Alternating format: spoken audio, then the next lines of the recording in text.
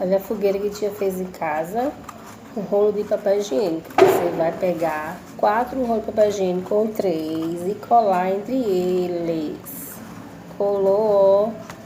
E você vai fazer o fogo como você quiser. A tia fez com um pedaço, ó, de EVA, vermelho, papel, TNT. Você cola, arrodeia e cola, ó. Só encaixar. Vendo? Encaixou. A tia fez a fogueira. Vendo? Se não quisesse fogo, tira esse, bota este. A tia fez, ó. Desse jeito, só encaixar. Fica a fogueira de São João. A fogueira tá queimando em homenagem a São João. Tem pula fogueira, ia, ia. Pula fogueira, ioiô. Cuidado para não se queimar. Não pode pular fogueira, né? Porque senão vai queimar os pés e tudo, né? E para decorar na mesa. Essa é de encaixe.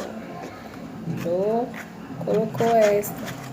Fogueira de São João. Fogueira passa milho, certo? Pronto, essa é a fogueirinha de São João.